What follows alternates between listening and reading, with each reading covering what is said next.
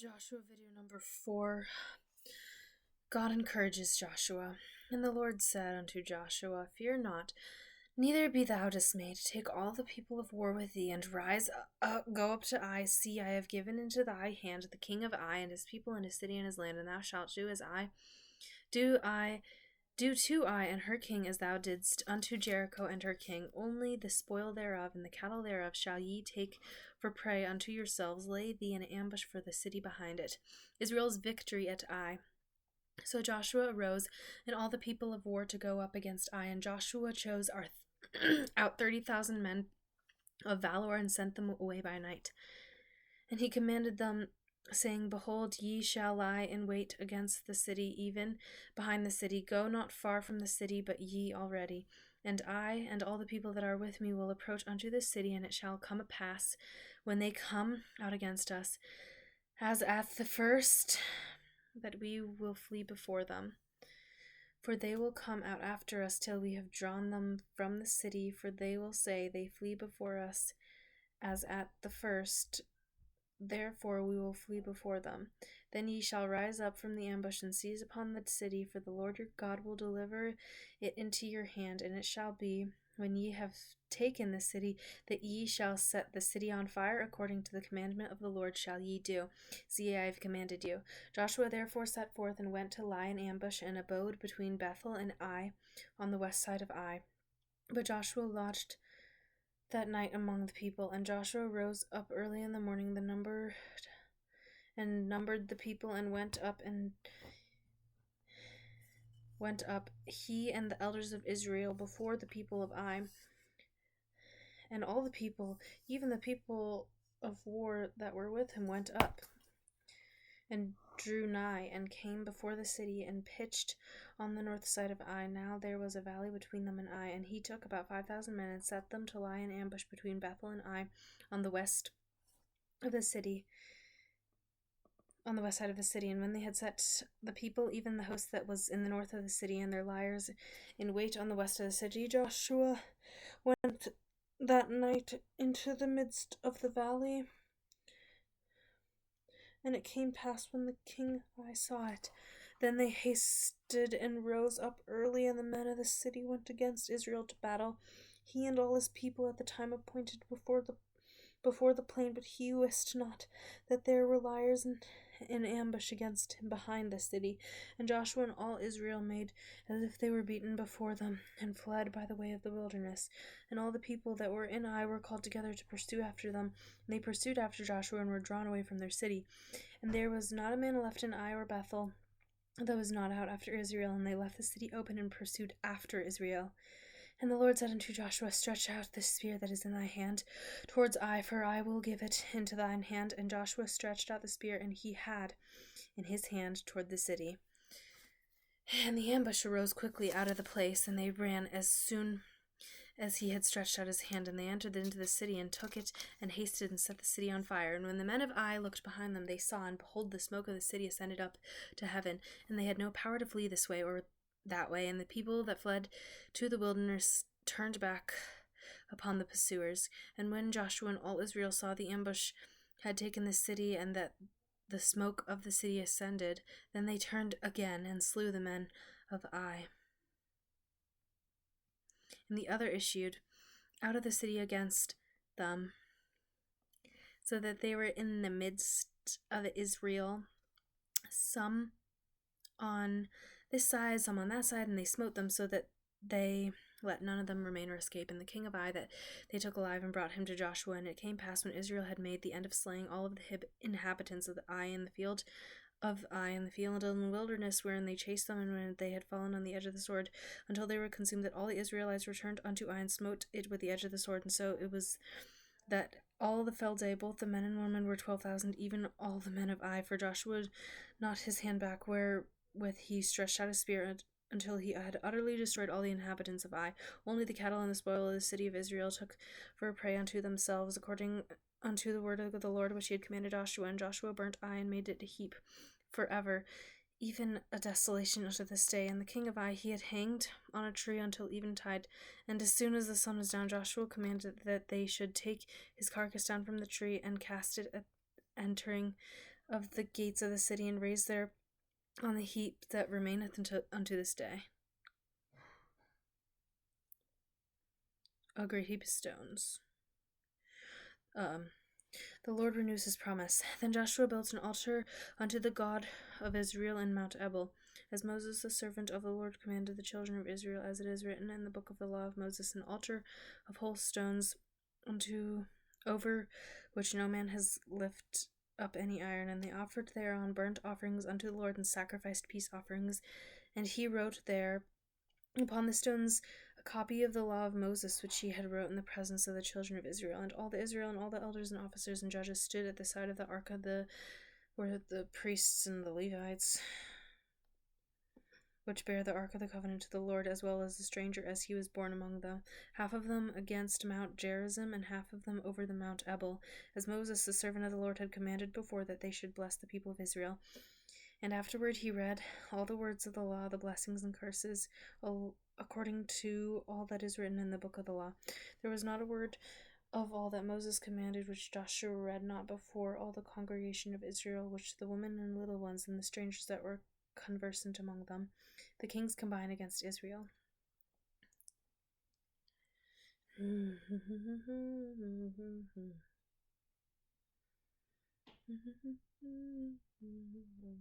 The kings combined against Israel. And it came to pass, when all the kings that were in this side of the Jordan, in the hills and the valleys and the coasts of the sea over Lebanon, the Hittite and Amorite, the Canaanite, Perizzite, Hivite, Jebusite, heard thereof, they gathered themselves together to fight with Joshua and with Israel with one accord.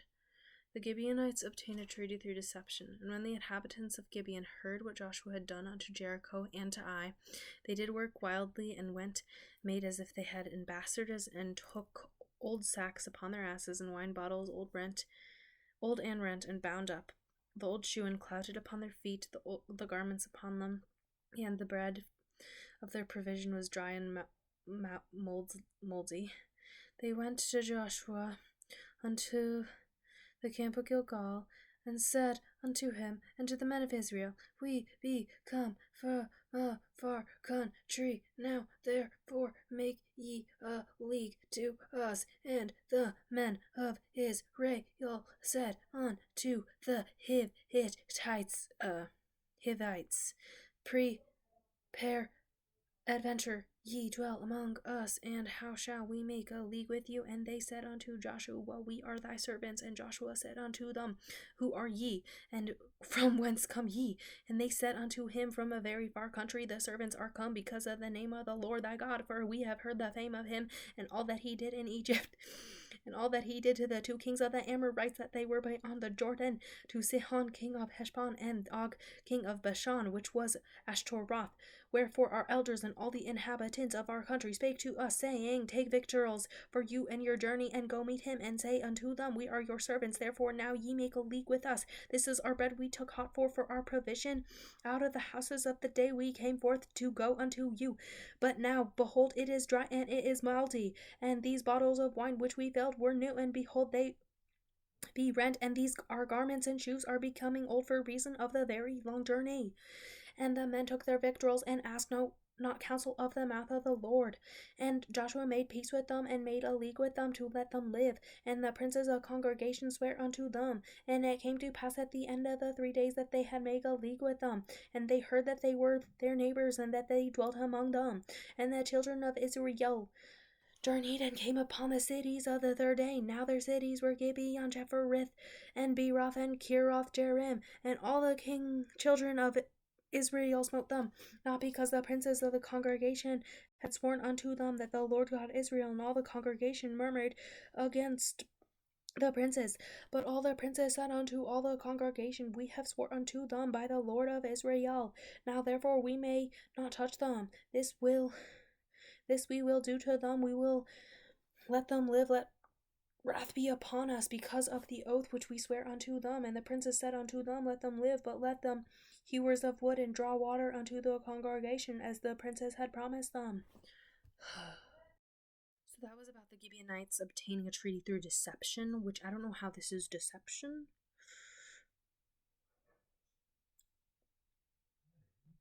Okay, the Gibeonites are condemned to perpetual bondage. And Joshua called for them, and he spake unto them, saying, Wherefore have ye beguiled us, saying, We are very far from you, when ye dwell among us? And now therefore ye are cursed, and there shall none of you be freed from being bondmen, and hewers of wood, and drawers of water for the house of my God. And they, oh my goodness, excuse me. And they answered Joshua and said, Because it was certainly told thy servants how that the Lord thy God commanded his servant Moses to give you all the land and to destroy all inhabitants of the land from before you, therefore we were not sore afraid of our... My mom got me some chocolate. Okay. And now behold, we are in thy hands, as it seemeth good and right unto thee to do unto us do. What? And so did he unto them, and delivered them out of the hands of the children of Israel, and they slew them not. And Joshua made them that day hewers of wood and drawers of water for the congregation and the altar of the Lord, even unto this day,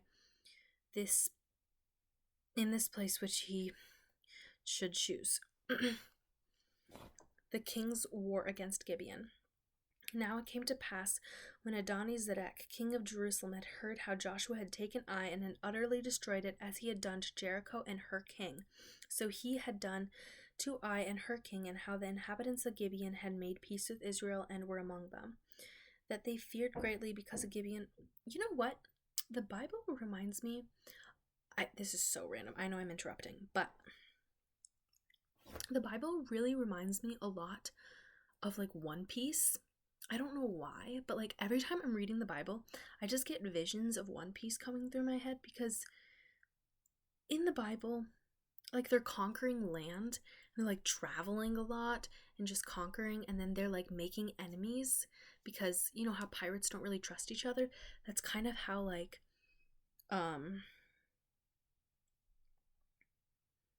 the men of Israel are, like the groups, like they pit against others, and they're the only right group following God, if that makes sense. So it's kind of interesting, because in One Piece, like you have the only best good pirates who are like fighting against all the other pirates, trying to find that one treasure, which is kind of interesting. And also, I really like One Piece. The vibe of One Piece is just so good. I haven't watched it in a long time, though, actually, but I remember I liked it pretty much. Anyways, let's finish this. And all the men thereof were mighty. Wherefore Adoni-Zedek, king of Jerusalem, sent unto Hoham, king of Hebron, and unto Piram, king of Jarmuth, and unto Japhia, king of Lachish, and unto Debir, king of Eglon, saying, Come up unto me and help me, that we may smite Gibeon, for it hath made peace with Joshua and with the children of Israel. Therefore the 5 kings of the Amorites, the kings of Jerusalem, the king of Hebron, the king of Jarmuth, the king of Lachish, the king of Eglon, gathered themselves together and went up. They had their hosts and encamped before Gibeon and made war against it. And the men of Gibeon sent unto Joshua to camp to Gilgal, saying, Slack not thy hand from thy servants. Come up to us quickly and save us and help us, for all the kings of the Amorites that dwell in the mountains are gathered together against us. So Joshua ascended from Gilgal, he and all the people of war with him, and all the mighty men of valor. And the Lord said unto Joshua, Fear them not, for I have delivered them into thine hand. There shall not a man of them stand before thee. Joshua therefore came unto them, saying, and went up from Gilgal all night. And the Lord discomfited them before Israel, and slew them with a great slaughter at Gibeon, and chased them along the way that goeth up to Beth Horon, and smote them with Azekah and unto Makkedah. And it came to pass, as they fled from before Israel, and were in going down to Beth Horon, and the Lord cast down great stones from heaven upon them unto Azekah, and they died, and they were more which died with hailstones than they whom the children of Israel slew with the sword. Then spake Joshua to the Lord in the day where the Lord delivered up the Amorites before the children of Israel, and he said in the sight of Israel, Sun, stand thou still upon Gibeon, and thou moon in the valley of Ajalon. And the sun stood still, and the moon stayed, until the people had avenged themselves upon their enemies. It is not written in the book of Jasher. So the sun stood in the midst of heaven, and hasted not to go down about a whole day.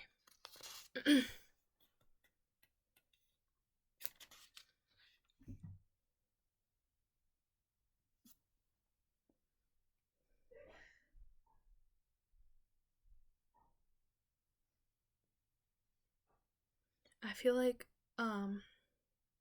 the Israel, the people of Israel are the only like good people. So when they're fighting against the five kings at war in Gibeon, it's like trying to just kind of like, I guess, humble everyone to show you that God is the only high and mighty. So he's only not favoring, but he's only helping these people who believe in him and trust in him because they correctly follow him, and that's why he only believed in them. I mean, now because of Jesus, apparently we don't have to be humbled this way anymore, in this dangerous manner where like God is literally like throwing stones at people from the clouds to kill them because of Jesus, because we were forgiven. So it's interesting. I don't know. I kind of am just like, what's the point? Like, why would God even need all of this to occur if he knew that we were going to end up having peace and freedom because of Jesus? Like, why go through all the troubles of killing these people and torturing them when they don't get the same treatment that we do?